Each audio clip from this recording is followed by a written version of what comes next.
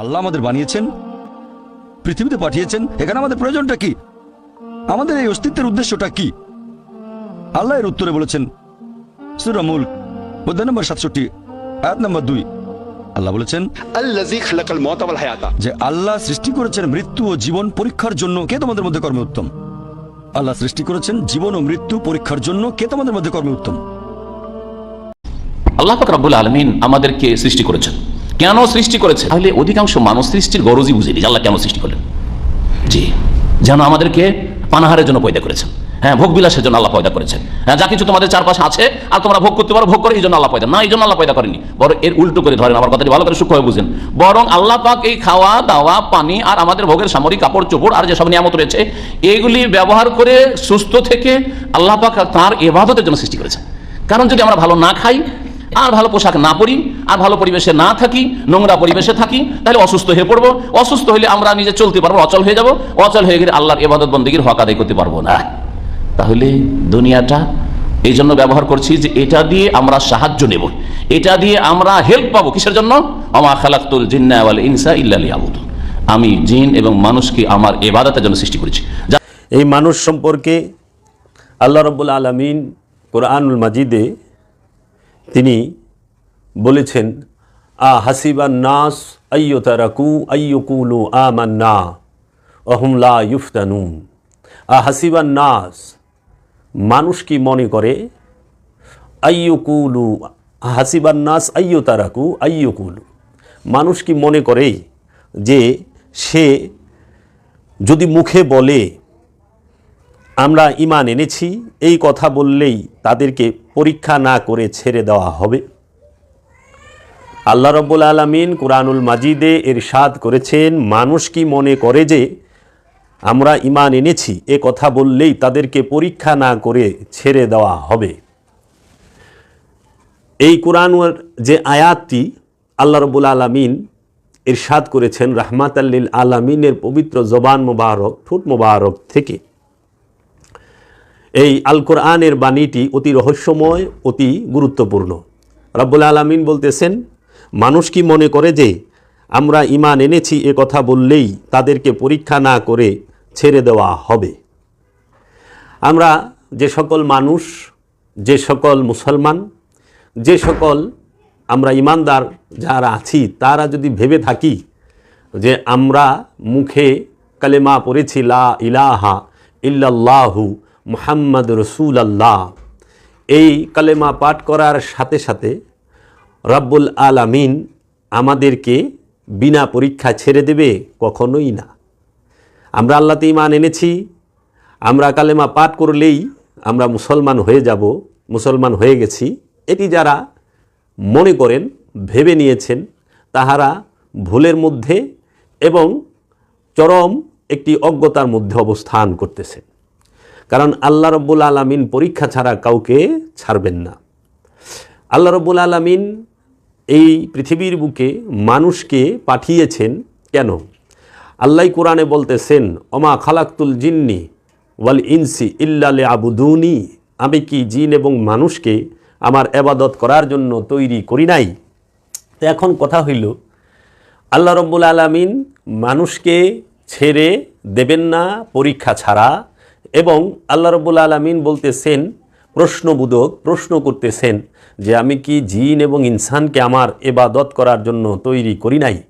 তাহলে আমরা এখানে দুইটা জিনিস পাই। একটি হইল মানুষ জন্মগতভাবেই মানুষের জন্ম হয়েছে রব্বুল আলামিনের কাছে পরীক্ষা দেবার জন্য, আর যাহারা এই মানুষের মধ্য থেকে রসুলের উপরে ঈমান এনেছেন, আপন পীরের উপরে ঈমান এনেছেন, আপন গুরুর উপরে ঈমান এনেছেন, আপন মুর্শিদের উপরে ঈমান এনেছেন, আপন অলির উপরে ঈমান এনেছেন, সেই অলি মুর্শিদ পীর যাহার উপরে ঈমান আনা হয়েছে, যেই রসুল নবীর উপরে ঈমান আনা হয়েছে, এই কথা বলার সাথে সাথে, তাহাদের কাছে মুরিদ হওয়ার সাথে সাথে, তাহাদের কাছে বায়াত হওয়ার সাথে সাথে আল্লাহ বলতেছেন, জরুর জরুর আমি আজমা येंगे क्या, तुम्हारी ইমতিহান लेंगे, তোমার পরীক্ষা নেব নেব নেব। সেই পরীক্ষাটা আল্লাহ কীভাবে নেবে? আল্লাহ কোরআনুল মাজিদে বলে দিয়েছেন। আপনারা যদি একটু লক্ষ্য করেন, সূরাতুল বাকারার মধ্যে ওয়ালানাবুলু আন্নাকুম বিশাইইন মিনাল খাউফি ওয়াল জুই, আল্লাহ রাব্বুল আলামিন বলতেছেন, অবশ্যই অবশ্যই আমি তোমাদেরকে পরীক্ষা করব ভয় দিয়া, ক্ষয়ক্ষতি দিয়া, তোমাদের সম্পদের ক্ষতি দিয়া, মাল পানির ক্ষতি দিয়া, তোমাদের ফসলাদির ক্ষতি দিয়া, তোমাদের নফসের ক্ষতি দিয়া, তোমাদের সন্তান সন্ততিকে আমি ছিনিয়ে নেব এবং তোমাদেরকে বিভিন্ন প্রকার রোগ শোক দিয়া আমি পরীক্ষা করব। এবং আল্লাহ কুরআনুল মাজিদে আরেক স্থানে বলেছেন, অবশ্যই অবশ্যই যাহারা বলিবে আমি ঈমান এনেছি, আমি রব, তাদেরকে অবশ্যই অবশ্যই পরীক্ষা নেব। কি দিয়া? সম্পদ দিয়া এবং সন্তান দিয়া। আমি সম্পদ এবং সন্তান এই দুটো দিয়ে আল্লাহ রাব্বুল আলামিন মানুষকে পরীক্ষা নেবেন। তাহলে আমরা কি পাচ্ছি? এই বস্তু জগতের অধিকাংশ বিষয় দিয়া পরীক্ষা নেবে। আল্লাহ কিন্তু বলে না আমি তোমাদেরকে পরীক্ষা নেব কিতাব দিয়া, আমি তোমাদেরকে পরীক্ষা নেব কোরআন দিয়া। আল্লাহ এই কথা বলেন নাই। আল্লাহ বলছেন আমি তোমাদেরকে পরীক্ষা নেব ভয় দিয়া, ক্ষয়ক্ষতি দিয়া, সম্পদ দিয়া, সন্তান দিয়া, নফসের মধ্যে রোগ বেহাত দিয়া, ঝড় তুফান দিয়া, মুসিবত দিয়া, অভাব অনটন দিয়া, আযাব গজব দিয়া। এগুলো সব বস্তু জগতের, বাহির জগতের বিষয় আপনারা একটু দেখেন, এবং মনোজগতের বিষয়। ভয়টা মনের মধ্যেই থাকে। তাহলে এই পরীক্ষাটা যে করা হবে কেন? আল্লাহ বললেন অবাশশিরিস সাবিরিন, যারা এর মধ্যে ধৈর্য ধারণ করে থাকতে পারবে তাদের জন্য সুসংবাদ। এই মুসিবতের মধ্যে, এই পরীক্ষার মধ্যে যারা আল্লাহ রাব্বুল আলামিনের কাছে সাহায্য প্রার্থনা করবে, আল্লাহ রাব্বুল আলামিন সেই মানুষকে বলে দিলেন, ইয়া আইয়ুহাল্লাযীনা আমানুস্তাঈনু বিস-সাবরি ওয়াস-সালাত ইন্নাল্লাহা মা'আস সাবিরিন। হে মানুষেরা, হে আমানুরা, ইয়া আইয়ুহাল্লাযীনা আমানু, হে আমানুরা, তোমরা রবের মুস্তানি সাহায্য চাও সলাত এবং সবুরের মাধ্যমে। পরক্ষণে আল্লাহ বললেন ইন্নাল্লাহা মা'আস সাবিরিন, নিশ্চয়ই আল্লাহ ধৈর্যশীলের সাথে থাকেন। তাহলে আল্লাহ রাব্বুল আলামিন মানুষকে পরীক্ষা করার জন্যই তিনি সৃষ্টি করেছেন। এই মানুষকে পরীক্ষা আল্লাহ কিভাবে করবেন? মানুষের নফসটিকে পরীক্ষা কিভাবে করবেন? এই পরীক্ষা করার জন্য আল্লাহ রাব্বুল আলামিন আল্লাহ এবং বান্দার মধ্যে, স্রষ্টা এবং সৃষ্টির মধ্যে, আবেদ এবং মাবুদের মাঝখানে, এই রু আর নফসের মাঝখানে প্রশ্নপত্র হিসাবে খান্নাসরূপী শয়তানকে ঢুকিয়ে দিলেন মানুষ এবং জিনের অন্তরে। এই সৃষ্টি জগতে পরীক্ষার মুখোমুখি হবে এই যারা ইমানদার, ইমান এনেছে তাহারা এবং মানুষ, তারা পরীক্ষার মুখোমুখি। এর জন্য আল্লাহ রাব্বুল আলামিন তিনি মানুষকে পরীক্ষা করার জন্য দুনিয়া এবং পৃথিবী, এই মায়া আর দুনিয়া দুইটা সৃষ্টি করলেন। এই পৃথিবী এবং দুনিয়া, পৃথিবী আর দুনিয়া কিন্তু এক না। পৃথিবীকে আরবিতে বলা হয়েছে আর্দ, আর দুনিয়াকে আরবিতে দুনিয়াই বলা হয়েছে। তাই আল্লাহ বলেছেন কোরআনুল মাজিদে, আপনারা যদি খেয়াল করেন, ইন্নী জাইলুন ফিল আরদে খলিফা, নিশ্চয়ই আমি এই পৃথিবীর মধ্যে আমার খলিফা নির্বাচিত করব। এবং আল্লাহ রাব্বুল আলামিন আরও বলেছেন যে আমি আদমকে পৃথিবীতে খলিফা হিসেবে প্রেরণ করেছি। এবং আল্লাহ রাব্বুল আলামিন কোরআনে আরেক জায়গায় বলেছেন, হুয়াল্লাযী জাআলা লাকুম খলিফা ফিল আরদি, হুয়াল্লাযী জাআলাকুম খলিফা ফিল আরদি, তিনি আল্লাহ তোমাদেরকে পৃথিবীর মধ্যে প্রতিনিধি নির্বাচন করেছেন। তাহলে এখন কথা হইল, এই পৃথিবীর মধ্যে খলিফা, আল্লাহ কিন্তু দুনিয়ায় খলিফা নির্বাচন করেন নাই। আদম দুনিয়ায় আল্লাহর খলিফা না, আদম পৃথিবীতে আল্লাহর খলিফা। তাইলে আল্লাহ রাব্বুল আলামিন দুনিয়া সৃষ্টি করেছেন মায়া দিয়া, দুনিয়া সৃষ্টি করেছেন মায়া দিয়া, আর পৃথিবী সৃষ্টি করেছেন সৌন্দর্য দিয়া। তাই পৃথিবীতে আপনি যে দেশে, যে রাষ্ট্রে, যেখানেই যান, প্রাকৃতিক সৌন্দর্য এবং বস্তু জগতের এবং প্রাকৃতিকভাবে সৌন্দর্যে ভরপুর, কৃত্রিম এবং প্রাকৃতিক সৌন্দর্যে ভরপুর পৃথিবী। আর মায়া যেটি, সেটি হচ্ছে মনের সৃষ্ট কল্পনা। মায়া কাকে বলে? মনের সৃষ্ট কল্পনাকে। মানুষের মনের মধ্যে, মানুষের এই মনের মধ্যে যত প্রকার আশা, আকাঙ্ক্ষা, কামনা, বাসনা এবং যত প্রকার লোভ, লালসা যাহা কিছু আছে, সকল কিছুকে মিলাইয়াই দুনিয়া বলা হয়। এর জন্য বলা হয়েছে আর দুনিয়া তো সিজিন, এই দুনিয়া হচ্ছে কারাগার, জেলখানা। যাহারা দুনিয়াতে বাস করে তাহারাই কারাগারে বাস করে। তাই আল্লাহর নবীগণ, আল্লাহর রসুলগণ, আল্লাহর আদম এবং আল্লাহর অলি আউলিয়াই কেরাম তাহারা পৃথিবীতে বাস করেছেন, কেউই দুনিয়াতে বাস করেন নাই। আর পৃথিবীতে যত মানুষ আছে তাহারা দুনিয়ায়ও বাস করে, পৃথিবীতেও বাস করে। কারণ দুনিয়াই শাস্তি, মানুষকে আল্লাহ দুনিয়া দিয়েই শাস্তি দেবে।